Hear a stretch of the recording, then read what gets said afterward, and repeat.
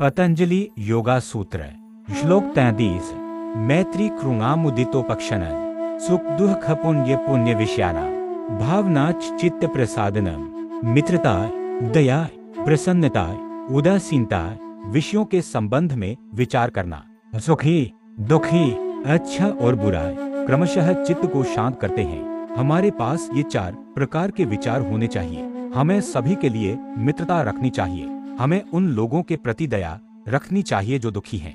जब लोग खुश होते हैं तो हमें खुश रहना चाहिए और दुष्टों के प्रति हमें उदासीन रहना चाहिए। हमारे सामने आने वाले सभी विषयों के साथ भी ऐसा ही है। अगर विषय अच्छा है तो हमें उसके प्रति मित्रवत महसूस करना चाहिए। अगर विचार का विषय दुखी है तो हमें उसके प्रति दयालु होना चाहिए। अगर वह अच्छा है तो हमें खुश होना चाहिए। अगर वह बुरा है तो हमें उदासीन होना चाहिए। अपने सामने आने वाले विभिन्न विषयों के प्रति मन के ये दृष्टिकोण मन को शांत करेंगे। हमारे दैनिक जीवन में हमारी अधिकांश कठिनाइयाँ इस तरह से अपने मन को नियंत्रित करने में असमर्थ होने के कारण आती है। उदाहरण के लिए, यदि कोई व्यक्ति हमारे साथ बुरा करता है तो हम तुरंत बुरा व्यवहार करना चाहते हैं और बुराई की हर प्रतिक्रिया दर्शाती है कि हम चित्त को नियंत्रित करने में सक्षम नहीं है। यह वस्तु की ओर तरंगों के रूप में बाहर निकलता है और हम अपनी शक्ति खो देते हैं। घृणा या बुराई के रूप में प्रत्येक प्रतिक्रिया मन के लिए बहुत नुकसानदेह है और घृणा का हर बुरा विचार या कार्य या प्रतिक्रिया का कोई भी विचार यदि इसे नियंत्रित किया जाता है तो यह हमारे पक्ष में होगा। ऐसा नहीं है कि हम इस तरह से खुद को रोककर खो देते हैं। हम जितना सोचते हैं उससे कहीं अधिक प्राप्त कर रहे हैं। हर बार जब हम घृणा या क्रोध की भावना को दबाते हैं तो यह हमारे पक्ष में इतनी अच्छी ऊर्जा संग्रहित होती है। ऊर्जा का वह हिस्सा उच्च शक्तियों में परिवर्तित हो जाएगा। श्लोक 34 प्रच्छिद्दना विधारणाभ्या वा प्राणस्य सांस को बाहर निकालकर रोकना। इस्तेमाल किया गया शब्द प्राण है। प्राण वास्तव में सांस नहीं है। यह ब्रह्मांड में मौजूद ऊर्जा का नाम है। ब्रह्मांड में जो कुछ भी आप देखते हैं, जो कुछ भी चलता है या काम करता है या जिसमें जीवन है, वह इस प्राण की अभिव्यक्ति है। ब्रह्मांड में प्रदर्शित ऊर्जा का कुल योग प्राण कहलाता है। यह प्राण चक्र शुरू होने से पहले लगभग गतिहीन अवस्था में रहता है और जब चक्र शुरू होता है तो यह प्राण खुद को प्रकट करना शुरू कर देता है।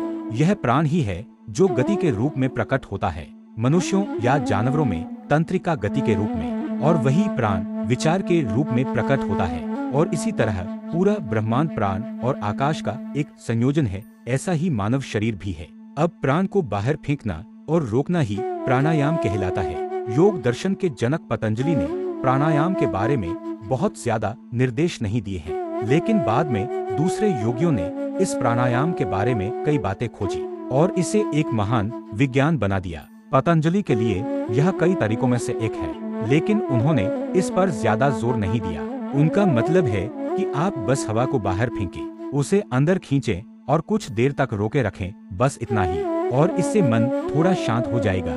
लेकिन बाद में आप पाएंगे कि इससे एक विशेष विज्ञान विकसित हुआ है जिसे प्राणायाम कहा जाता है। हम बाद के योगियों के बारे में थोड़ा सुनेंगे। इनमें से कुछ मैंने आपको पहले भी बताया है, लेकिन थोड़ा दोहराव आपके दिमाग में इसे ठीक करने में मदद करेगा। सबसे पहले आपको याद रखना चाहिए कि यह प्राण सांस नहीं है, लेकिन जो सांस की गति का कारण बनता है, जो सांस की जीवन शक्ति है, वह प्राण है। फिर प्राण शब्द का प्रयोग सभी इंद्रियों के लिए किया जाता है। वे सभी प्राण कहलाते हैं। मन को प्राण कहा जाता है और इस प्रकार हम देखते हैं कि प्राण एक निश्चित शक्ति का नाम है, और फिर भी हम इसे बल नहीं कह सकते, क्योंकि बल केवल इसकी अभिव्यक्ति है।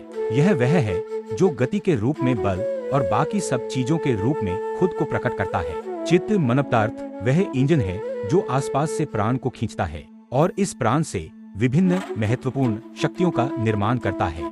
सबसे पहले वे शक्तियाँ जो शरीर को सुरक्षित रखती हैं, और अंत में विचार, इच्छा और अन्य सभी शक्तियाँ। इस श्वास प्रक्रिया द्वारा हम शरीर में सभी विभिन्न प्रेरणा और शरीर में चलने वाली विभिन्न तंत्रिका धाराओं को नियंत्रित कर सकते हैं। पहले हम उन्हें पहचानना शुरू करते हैं और फिर धीरे धीरे उन पर नियंत्रण प्राप्त कर लेते हैं। अब ये परवर्ती योगी मानते हैं कि मानव शरीर में इस प्राण की 3 मुख्य धाराएं हैं। एक को वे इड़ा, दूसरी को पिंगला और तीसरी को सुषुम्ना कहते हैं। उनके अनुसार पिंगला मेरुदंड के दाईं ओर है और इरा बाईं ओर है और इस मेरुदंड के बीच में सुषुम्ना है जो एक खाली नाड़ी है। उनके अनुसार इरा और पिंगला प्रत्येक मनुष्य में काम करने वाली धाराएं हैं और इन धाराओं के माध्यम से हम जीवन के सभी कार्य कर रहे हैं। सुषुम्ना सभी में एक संभावना के रूप में मौजूद है, लेकिन यह केवल योगी में काम करती है। आपको याद रखना चाहिए कि योगी अपना शरीर बदलता है। जैसे जैसे आप अभ्यास करते हैं आपका शरीर बदलता है। यह वही शरीर नहीं है जो अभ्यास से पहले था। यह बहुत तर्कसंगत है और इसे समझाया जा सकता है क्योंकि हमारे द्वारा किया जाने वाला प्रत्येक नया विचार मानव मस्तिष्क के माध्यम से एक नया चैनल बनाता है और यह मानव स्वभाव की जबरदस्त रूढ़िवादिता को स्पष्ट करता है। मानव स्वभाव पहले से मौजूद रटों से गुजरना पसंद करता है क्योंकि यह आसान है। अगर हम उदाहरण के लिए सोचते हैं कि मन एक सुई की तरह है और मस्तिष्क पदार्थ उसके सामने एक नरम गांठ है, तो हमारे द्वारा किया जाने वाला प्रत्येक विचार मानव मस्तिष्क में एक सड़क बनाता है और यह सड़क बंद हो जाती है। लेकिन ग्रे मैटर आता है और इसे अलग रखने के लिए एक परत बनाता है।